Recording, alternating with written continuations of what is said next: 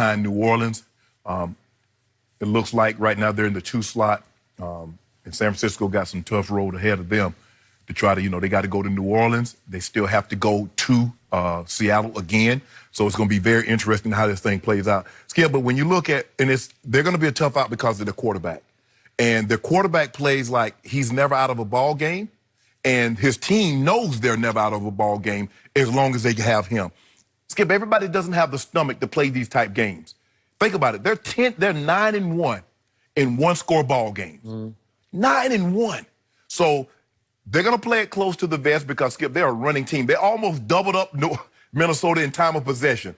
39-45 to 20-15. When you run the ball like that, Skip, and the thing is, I think what in Seattle and also Baltimore showed us, just because you run the ball doesn't mean you can't be explosive. Skip, they went for 24 points in a 10-minute and 30-second span in the third and the fourth quarters and basically blew the game open. Now, they turned the ball over and let Minnesota back into the ball game, but it just goes to show you, if you can't stop their run, because they running team Baltimore, this team Seattle, Skip, they limit your possessions. You're not going to get your customary 10, 12 possessions that you normally think you would get in a ball game. They're going to run the 218, 43 attempts, 218. Well, when you run the ball, clock, tick, tick, tick, tick, tick, tick, tick, tick. And you see Kirk Cousins on the sideline just warming up. Okay, it's third down. Let me get this arm loose. Okay, now I got to go sit back down on the bench. Okay, y'all up again, Skip. It's third down. Get this arm loose. Got to go sit back down on the bench. And he just keeps driving the lot. Skip, he's turned himself into a damn good pocket passer. He can throw the ball unbelievable from the pocket. But you still got to worry about his legs because he still can go get that first down, but he's also looking down the field. He's not going straight ahead. He's moving side to side. He's moving laterally. Okay, let me see if DK Metcalf, let me see if Moore, let me see if Lockett is, let me find Hollister, my tight end, who's turned himself into a very good tight end, started the season on the practice squad. They're third in rush, 144 yards a game, and Skip, they get games in this building. Russ doesn't lose at home in the playoffs. And he's beaten some damn good teams. He's 5-0 in the playoffs. Green Bay, we thought that game was over, and somehow he found a way to win. We know the battles that they've had with San Francisco in the playoffs. They don't lose at home with this young man at the play in the quarterback position. Now, Skip, they don't have the names in the secondary. There's no more Sherman. There's no Earl Thomas, Cam Chancellor. But they still got Bobby Wagner and K.J. Wright. Jadeveon Clowney is wreaking havoc. They signed Ziggy Ansel, who's, rounding back into shape. Jaron Reed. They're better than you think. And because they played so far north in the Pacific Northwest, Skip, they don't get a lot of credit. But this team is very dangerous. I got them slightly behind New Orleans, but they're going to be they're going to be a tough out for anybody to have to play them. But what's so amazing, Skip, they've lost their games at home. They're undefeated on the road. So they will take their show on the road. And when you get in that building, the 12th man, Skip, it starts getting loud, and you get those pre-snap penalties, and all of a sudden it was 2nd and 5 and now it's 2nd and 10, or it's 3rd and 5 and it's 3rd and 10, and they get to pin their ears back and tee off on you. So they're going to be a tough out. I got them right behind New Orleans. I did not see what you saw last night from the home team Seattle Seahawks. I have not been particularly impressed with the Seahawks all year. And by the way, this is the flip side of what we just talked about. In the A block of our show, I still can't believe my Cowboys did not close the deal against your Vikings. They had them, they let them off the ropes.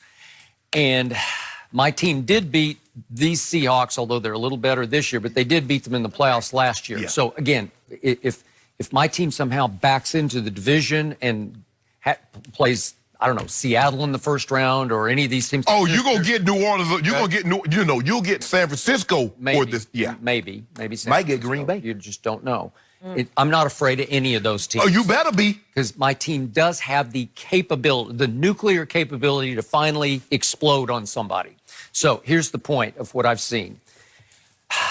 If Dalvin Cook had not gone down in the middle of the third quarter last night, and I still don't know how hurt he is, it looked like when he was on the turf, if we could see that, it's a bit worrisome. It looked like he was like crying. Didn't it look like his whole body was like writhing? Wasn't he crying because he thought his season was over? Yeah.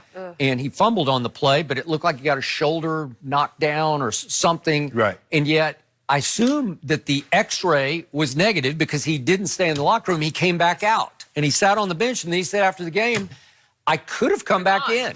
I don't know. Could you or not?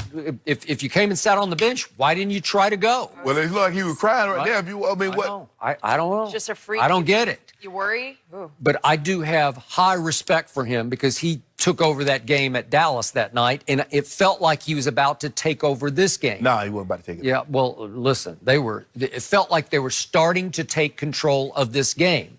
And yet, in the end, I will remind you, they cut it to 34-30 with 7:14 left. And what happened? Another one of those idiot kickers. This one, he used to be my kicker, Dan Bailey. Oh, he misses the extra point. And it just takes the whole wind out of sails. It was like Michigan the other day against Ohio State. The opening, they go right down and score. And then the kicker, who's been really good all year, shanked the PAT. he just missed it. And it just takes all the wind out of it. It's like you look at the sideline and they all go, They were here? Yeah. And I was Okay. standing right there watching. You could feel it. I know, you could just feel it. So it's 34-31. No, it's 34-30. And all of a sudden you're like, oh, now we got to go score another touchdown to win this game. We could have kicked a field goal to tie it. And then the defense rose up again and forced a punt, and Minnesota got it back, and it came down to Kirk Cousins on 4th and 3 from the 42, if we could see that. And it wasn't a bad throw. Irv Smith was just covered on the play. It's just like a bad idea because you're not going to pull this one off. Right. But not a bad throw. It's just he had to throw it high and outside because and Irv is a young tight end. He needs to understand. He needs to stem the guy because when you run it like that, he's going to drive on it. Right. He's all over the top of you. Yes. To where he's going to get his hands on the ball maybe before you are. Yes. And the point was that you did have a chance, and then they held him to a field goal, and then there's the kickoff, and they fumbled the kickoff with 20 seconds left. Yeah, that's why upbacks don't. That's why he's back there to block. That's why you can't do that. That is true. So here's why I'm not completely sold on Seattle. If you look at their history so far this year at home, look at what's happened. They barely held off Cincinnati 21-20. Then the Saints go in there with Teddy Bridgewater in his first start for these Saints. It was 33-14 New Orleans with 3 minutes left in the game. And Russ, as he usually does, had put on a furious rally and cut it to 33-27, but they still lost. Then they held off the Rams 30-29. Then they held off the Bucks in overtime, 34-30. And Lamar went in there and just cleaned them out. It was 30-16, Baltimore over Seattle. And then last night, again, it was a nip-tuck game. And again, if Dalvin Cook is still on the field, I don't know. I felt like Minnesota had a real shot to win. Well, let me tell you right now, this is what you're going to get. You're going to get Minnesota, Green Bay, Seattle, or the 49ers. Good. That's who you're going to get. Bring them on. And you're going home. If you're lucky. We're already home. That's who Philadelphia. We're playing at home. Actually, that's who Philadelphia's going to get. Okay. Well, I think you're sort of conceding that. Philadelphia. I don't trust you. Yeah.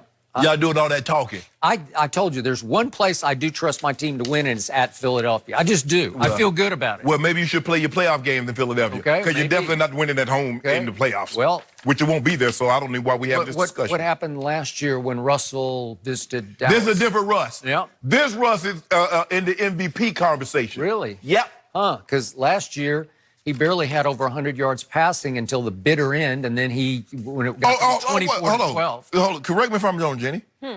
Does the game, did they add a new rule where the game gets played in 4 quarters? Oh, they just play 2 quarters. That's what you tell me all the time. I know, but this game was almost over. At the 2-minute warning, he had like 130 yards passing, and then he hit little Tyler Lockett for like 60 yards, and then he got up to 230 yards. Okay.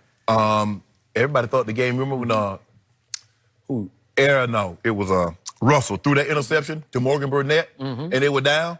And they said the game's over. With 5 minutes left in the ball game, they said the game's over. And what happened, Skip? Tell the people what happened at home in 2014. Who went to the Super Bowl?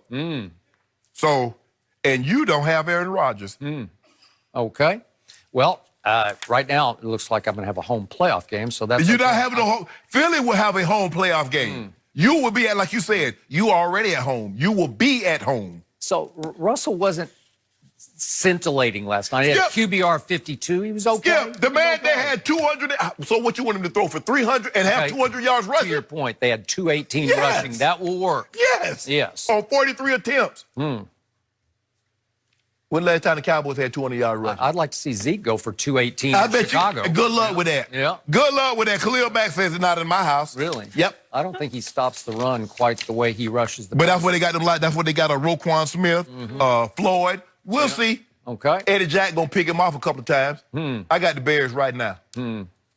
I don't know. Not sold on any of these teams. Not I yet? think the NFC is No. still wide open. Wide First open. of all, wait a minute. is. What you mean you're not sold on any team? You got your team giving pep talks. Talk about how chippy they are. They've lost 3. Hold on. They've lost how many games of the last 6? Like 4 or 5? 4 of the last 6? 4 of the last 6, and you were talking about 8. You're not sold. Who sold on the Cowboys? Okay, this is why it's so agonizing to me because my team's still really good. You said yesterday, this team is loaded. That's the word you used. Yeah. The Cowboys are loaded. What if they just suddenly, inexplicably detonate? Loaded gun ain't Take dangerous. off. Yeah. Loaded gun ain't dangerous. You got to have somebody do something with it, all right? Okay. So y'all can't do nothing with it. Your guys can't do anything with that loaded team. They've lost 6 of 9. What? Excuse me, I had those numbers. 6 or 9? Because they went 3-0 and now they're Just wanna 6 and make sure 6. that you had those Whoa. How is that possible? With how I want to know, how is a loaded team with Dak Prescott, Ezekiel Elliott, Amari Cooper, the best offensive line in football, how they lose 6 of the next 9? Lost their winning edge. They have Lost no winning their edge. way. First of all, By the way, this team down the stretch a year ago went 8-2. hey,